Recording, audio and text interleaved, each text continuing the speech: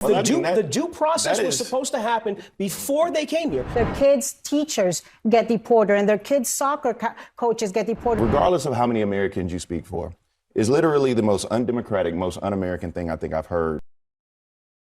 I've got another CNN panel lined up for us covering everything from free speech to immigration, so buckle up while you can. But first, take a moment, if you will, to leave us a like on the video. As always, helps us out a ton, and let's otherwise hop right in. Republicans, you guys have run on this really weird, you've kind of confiscated the word woke, and now it's like we're anti-woke and we're pro-First Amendment and against that and cancel culture and all of this.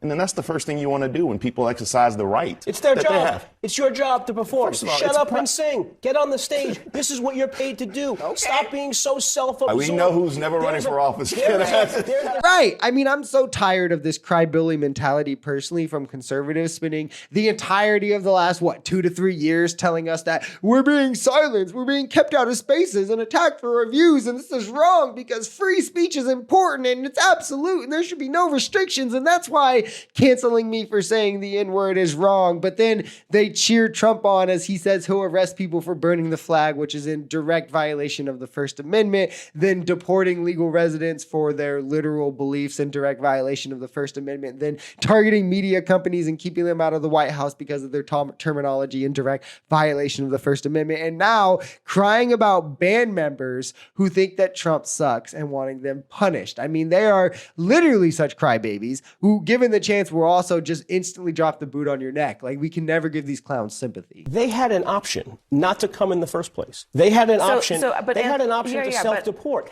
I'm sorry, but I'm speaking for a lot of Americans. I'm telling you, I'm speaking to a lot of Americans that the penalty for that could be death? After people who aren't supposed to be here are removed from the country, it's not my problem. Right? The due process was supposed to happen before they came here, not after. Yeah, I'm speaking for a lot of Americans. That doesn't make sense.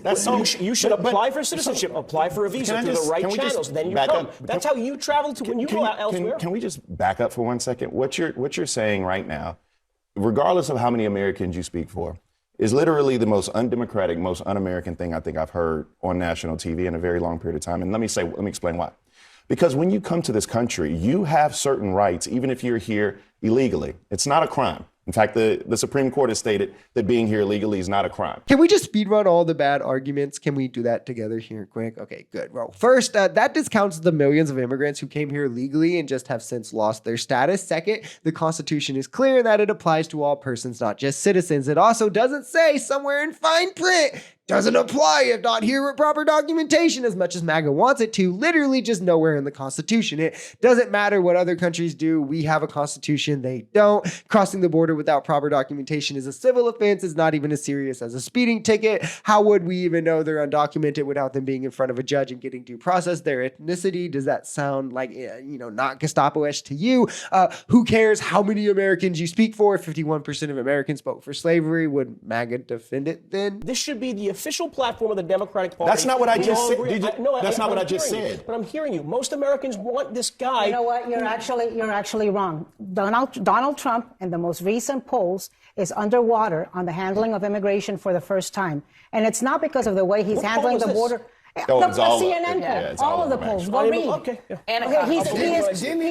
is underwater, and it's because I'm sure Twitter will. No, it's what, and I'll tell you why. Because people are listening, and people are hearing about these awful cases, and people are seeing their kids' teachers get deported, and their kids' soccer coaches get deported, and the person who takes care of their elderly parent, and they're seeing U.S. citizens who have been detained without due process. I mean, it turns out that the American people value their health care, they value their Social Security, they value their wallets, and they value their constitutional principles and protections, which is exactly why Donald Trump is underwater on this issue, because it violates the Constitution the way he is going about it, despite how many Republicans will go on TV and parade around like they have a mandate. And I just want to point this out quickly. For every MAGA clown who pretends the right doesn't control the media narrative in this country, despite within 60 days of a Trump state electing a Democratic judge, 2 plus 30 Trump districts being cut in half in 15 days work, historically low, literally historically low polling numbers 100 days in for Trump, him being underwater on every issue across the board while barreling our economy towards a recession that the American people don't trust him on,